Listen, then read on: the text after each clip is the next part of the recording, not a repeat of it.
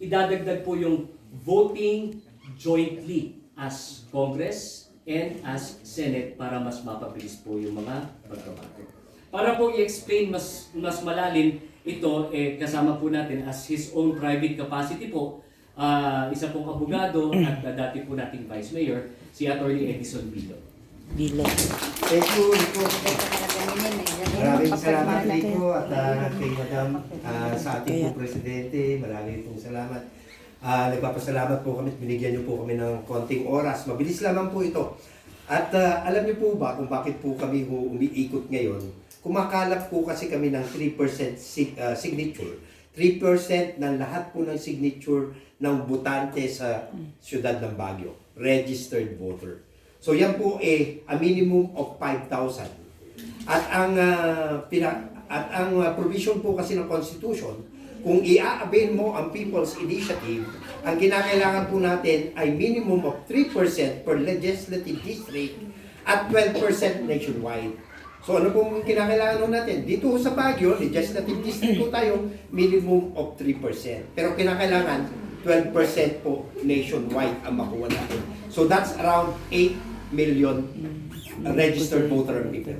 Bakit po ba kami umiikot? Katulad po na sinabi po ni Rico, kinakailangan po kasi po namin ng bukod sa signature para po sa ganun, magkaroon po ng People's Initiative at sabihin na voting jointly na daw po yung ating pong Congress. Bakit po kasi natin ginagawa po yan? Ginagawa po kasi natin dahil previously, magmula po ng time ni President Ramos hanggang sa time ni President Duterte, tinangka po ng Kongreso na i-amend yung economic provision po ng ating Constitution. Pero ang ginawa po ng Senate, tinulugan.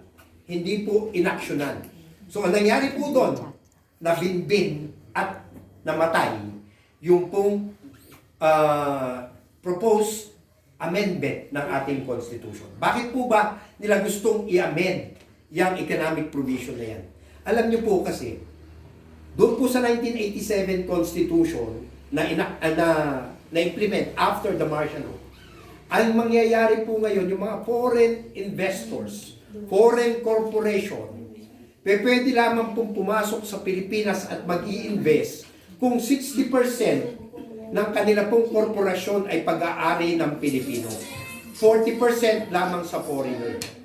Pero napaka-disadvantage po niyan sa isang sasabihin po natin foreign corporation. Bakit? Kasi unang-una hahanap siya ng 60% na Pilipino na gusto mag-invest sa kanyang kumpanya. Ang problema, paano kung wala siya makita? Hindi na siya makakapag-invest. Kung sabihin na po natin, nakakita nga siya, may 60% na Pilipino gusto mag-invest. Ang problema po natin, itong 60% na Pilipino ito, kinontrol yung kanyang negosyo. Dahil siya ay minority lamang, majority ang Pilipino dahil 60%. Anong nangyari ngayon sa kanyang negosyo? Baka mamaya nawala na yung kanyang negosyo. Hindi po ba may mga ganyang pangyayari? Mga Koreano nag-invest dito sa Baguio mismo. Ang kanila pong investment, mga real property. Ang problema, ang nangyari, yung 60% ng Pilipino, tinangay pati yung kapital ng Koreano. Anong nangyari? Nalugi yung kumpanya ng Koreano at umalis na lamang yung kumpanya ng Koreano. Yun ang kinakatakot ng investors. Ang masakit niyan, tinitira ang ating presidente, si BBM. Ano sabi nila? Lipad ka ng lipad, punta ka ng punta sa abroad, wala ka namang makuwang investors. Paano makakakuha ng investors kung ganun ang probisyon ng ating batas? Tinangka na yung i-amend, pero tinutulugan ng Senate. Ngayon, sabi nga po nila, it's about time naman siguro. Pakinggan naman natin ang ating pong mga kapwa Pilipino. Mga Pilipino po na nagugutom dahil po sa unemployment. At dahil unemployment, meron po tayong poverty. Sabi ko nga po sa inyo, itong 1987 Constitution na ito po ay na-implement nung katatapos ng martial law na wala ang ating pong Presidente Marcos. Ano po nangyari po doon? Kasi noong 1987, ang sabi po nila, ang namayagpag daw at ang kumita, mga foreign corporation. Pero, hindi nyo po ba napansin? Alam nyo naman, kapanahunan nyo po ito. Hindi niyo po ba napansin mas maganda po ang ekonomiya ng ating Pilipinas nung panahon na yon kaysa po ngayon? Bakit? Dahil ang dami pong mga investors na foreign corporation. Tingnan niyo po ang nangyari sa Singapore, tingnan niyo po ang nangyari sa Thailand, tingnan niyo po pati Vietnam. Dati nasa ilalim lamang po yan ng Pilipinas. Pero ngayon sila open po ang investment ng mga foreign corporation. Pero dito sa Pilipinas, protect the Filipino businessman daw. Ang nangyari, yumaman yung mga Filipino businessman, naiwan naman po ang ating mga kababayan dahil walang trabaho, walang pasukan, wala rin pong investments na galing po sa foreign corporations. Ngayon po, sinasabi na po nila, sana, napapanahon na, parang umabante naman ang Pilipinas. Ang laki na po ng utang mo natin. Pangalawa, ang mayayaman na negosyante na Pilipino, sila ang patuloy na yumayaman. Pero yung mahihirap, patuloy na naghihirap dahil wala nga pong employment opportunity dito. Kulang na kulang. Kaya nga po, sabi ho natin, ang Constitution naman, hindi pa pwedeng magmula noong 1980s, yung pa rin hanggang 2020. Kinakailangan i-update naman natin yan. Hindi po ba, ang Constitution ng Amerika, ilang beses rin ina-update? It's about time. 40 years na ang nakalipas. Yan pa rin ang ating Constitution. Bigyan naman natin ng tsansa na baguhin ang economic provision. Pero hindi po natin magawa. Bakit? Tinangka, pero hindi ho magawa dahil ang nangyari tinutulugan sa Senate. So ang aming pong proposal, ang aming pong head dito, si Justice Veloso, isa pong retired justice. Si Attorney Abad, private practitioner. Si former Congressman Kabatbat, abogado rin po. Yan po, puro po kami private citizen. At ang maganda lamang po nito, masasabi ko po sa inyo, kami po ay umiikot hindi po dahil sa amin pong political o anumang pong interest namin dito. Kami po ay umiikot dahil po sa pagmamahal sa ating pong bayan, Pilipinas, at sa ating pong mga anak at apo. Yun po ang ginagawa po namin ngayon. Makakaasa po kayo, yung sinasabi po nila, pamaya, term tatanggalin yung limit ng term. Ibig sabihin, patatagalin yung pag-upo po ng ating mga opisyales.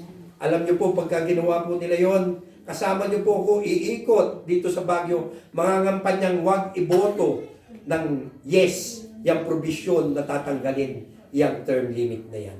Bakit? Kasi po, lahat po ng amendments na gagawin po sa Constitution, ibabato pa rin po sa inyo. Kayo pa rin po ang may final say. Ano po, sa paano pong pamamaraan?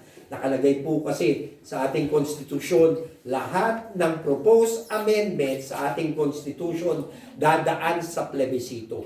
Ibig sabihin, tatanungin ang taong bayan kung yes ba or no sa ating pong proposed amendment. Pagka sinabi nyong no, kayo ang masusunod. Pagka sinabi nyong yes, tayo ang masusunod. So ano po mangyayari? Pagka sinabi po nilang i-extend natin ang termino ng mga opisyales na elected natin, pagka sinabi nyo pong no, kasama nyo po ako doon, sigurado po hindi po masusunod.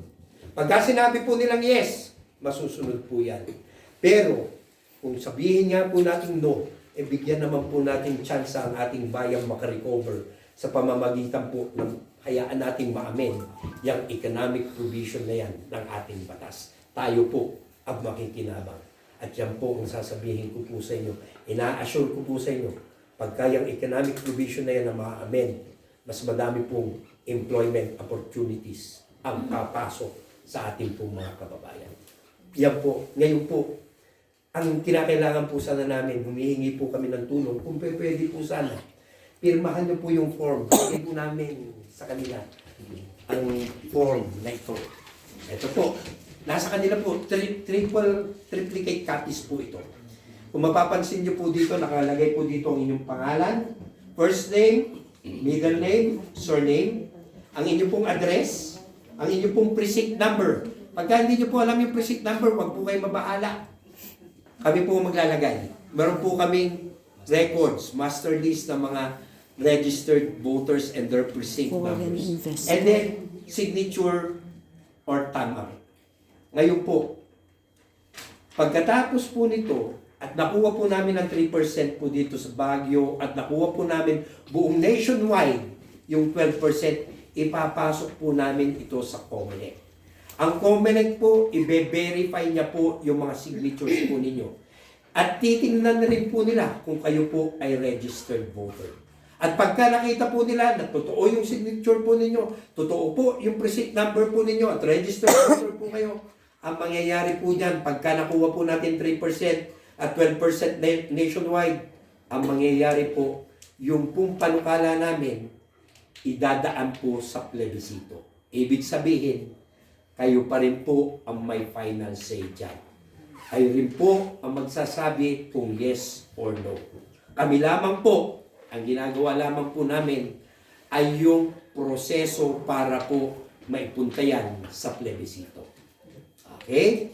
So sana po, matulungan niyo po kami dito. Katulad nga po na nasabi po ni Rico, ito po ay endeavor o ginagawa po namin bilang private citizen.